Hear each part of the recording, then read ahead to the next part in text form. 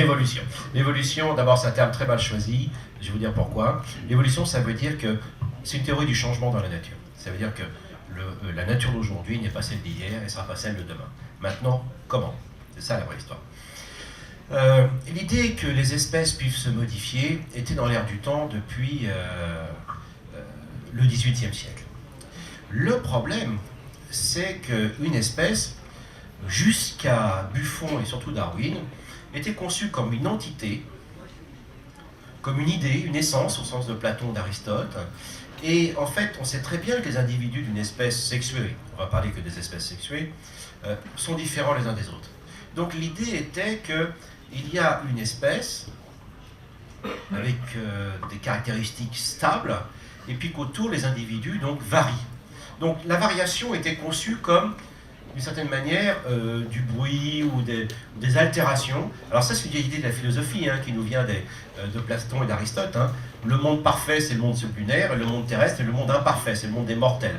Donc l'idée que l'espèce est une entité, une essence, mais que sur la Terre, évidemment, il y a de la variation autour. Donc à partir de là, ça ne peut pas évoluer, parce qu'une essence, par définition, est stable. La définition de l'espèce qui va arriver avec Darwin, et elle va prendre du temps à se mettre en place d'ailleurs, c'est l'idée que ce sont les ensembles des individus qui se reproduisent entre eux. Donc plutôt que de dire qu'on a une entité et ça varie autour, c'est qu'en fait on a des individus qui se mettent ensemble et qui créent une entité. Donc on retourne complètement le principe. Et à partir de là, les espèces évoluent, bien évidemment. Donc c'est tout simple ce que je vous dis, mais on a mis du temps à le comprendre. Alors, pourquoi y a-t-il toujours évolution? Pourquoi ça change tout le temps? D'abord, une première raison que vous connaissez tous. Vous avez tous vu Jurassic Park. Il y a des événements qu'on appelle des catastrophes, sur lesquels, par définition, nous n'avons aucune emprise, nous subissons des catastrophes donc, qui vont altérer la biodiversité, comme on dit, c'est un terme récent qui date de 1975 d'ailleurs. Donc, vous êtes un super tyrannosaure. Personne ne vous emmerde, c'est vous le plus fort. Et vous ramassez un météorite. Alors, je rappelle pour les paranoïaques que c'est pas Darwin qui l'a envoyé. Non, parce que... Et là, c'est foutu pour les dinosaures. D'ailleurs, je vous rassure, les dinosaures n'ont pas disparu. Leurs descendants sont montés au ciel, ça s'appelle les oiseaux. Vous prenez un poulet et un tyrannosaure, c'est pareil, sauf que ça ne s'aborde pas de la même manière. Donc, la viande devait être plus dure quand même chez les dinosaures. Mais les plus dangereux, c'était les plus petits. On voit très bien dans Jurassic Park, les plus petits, c'était les gros, vous les voyez venir, les petits, c'est les plus vicieux. C'est de là que viennent les oiseaux d'ailleurs, les tout petits qui consomment de la tuce et compagnie. Et donc, en fait, on connaît dans l'histoire de la vie, grâce à la paléontologie, 6 très grandes extinctions. Celle des dinosaures, il y a 65 millions, et n'est pas la pire de loin. Il y en a une à la fin du Permien, 340 millions d'années, 95 à 99% des espèces qui dégagent. Et à chaque fois, vous avez du volcanisme. Chaque fois. Il y a peut-être des météorites qui passent, mais le météorite, c'était pas le pire des problèmes pour les dinosaures. Je vais vous donner un exemple.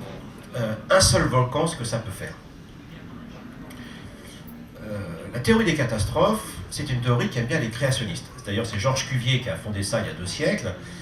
Georges Cuvier qui était un grand paléontologue, mais qui n'était pas évolutionniste. Donc il pensait qu'il y a eu des mondes, ça a changé, d'autres mondes, ça a changé, les révolutions du globe, comme il appelle. Alors ça ne veut pas dire qu'il y a création à chaque fois, donc je ne rentre pas dans les détails, mais je peux en parler dans les questions si vous voulez. Et à partir de là, les catastrophes, ça a des effets brutaux, instantanés. Et donc apparaît quelque chose de nouveau.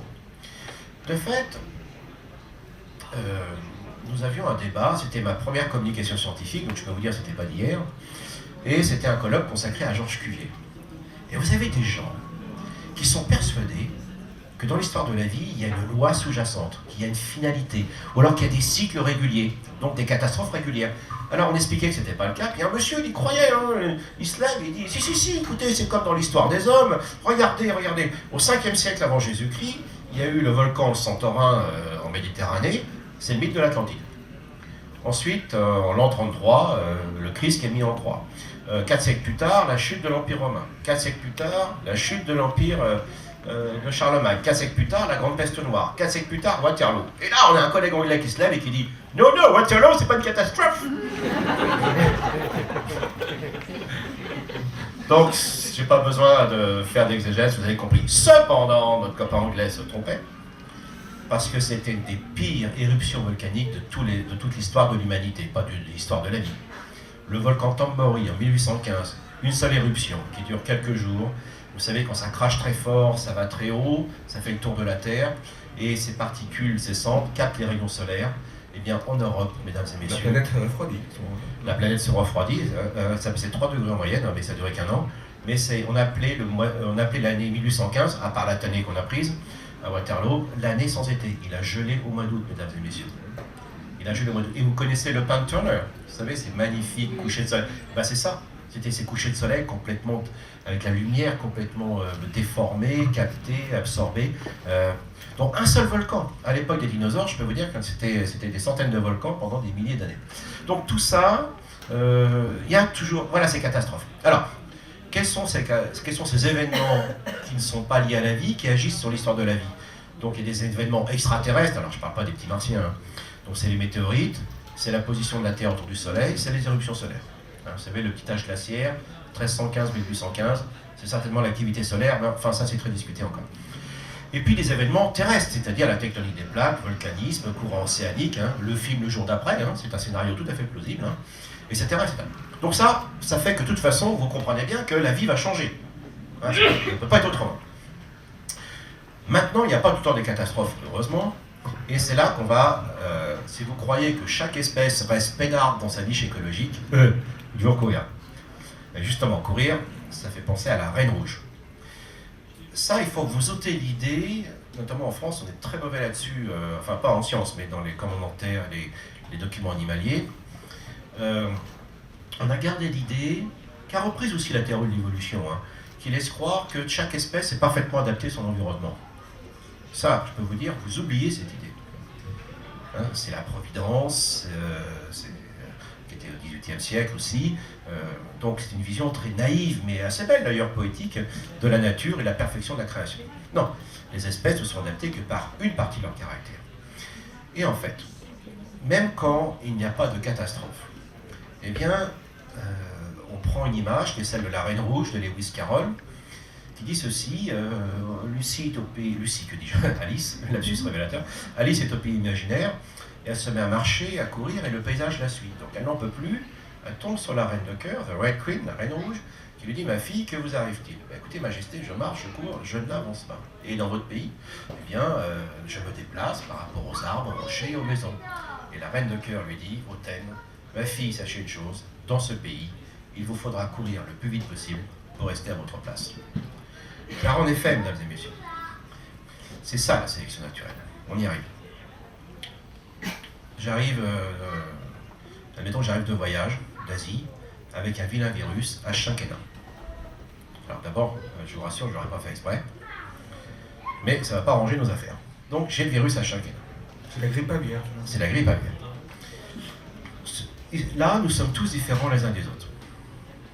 Ce qui peut se passer, c'est que tout le monde disparaisse, moi y compris, à cause du virus de la grippe aviaire. C'est ni bon pour nous ni pour le virus, même s'il l'a cherché, mais ça arrive. Ce qui va plus certainement se passer, c'est qu'une partie d'entre nous n'aura pas dans son système immunitaire la capacité de résister à H5N1, donc disparaîtront, et les autres survivront. Parce qu'ils possèdent, alors là vous soulignez en rouge, fluo, parce que ces personnes posséderont par hasard, je dis bien par hasard, le caractère résister à H5N1. Donc ces personnes se reproduiront entre elles et transmettront à la génération suivante le caractère résister à H5N1. Donc c'est pas l'individu qui évolue chez Darwin, contrairement à Lamarck. Chez Lamarck, c'est tout à fait différent. Chez Lamarck, vous avez la saloperie de virus qui déboule, vous mobilisez votre système immunitaire, pas consciemment bien sûr, et vous acquérez un caractère, vous le transmettez à la génération suivante. Or ça se passe pas comme ça. Hein, Darwin, il y a deux étapes. La première, la variabilité, et deuxièmement, la sélection. La sélection ne peut intervenir qu'après la variabilité, forcément. Et ça, c'est lié à la sexualité. La sexualité est la fille de la Reine Rouge. Parce que vous savez bien que des virus ou des agents pathogènes se diffusent d'autant plus vite, se reproduisent d'autant plus vite qu'ils ont affaire à un milieu homogène. Donc si on est tous pareils, on dégage tous. Parce que nous, notre taux de reproduction, c'est pas celui des virus ou des bactéries. Donc la sexualité, ce qu'on appelle la cause ultime dans l'évolution, c'est justement d'opposer de l'hétérogénéité pour bloquer la multiplication des virus et l'élimination des individus.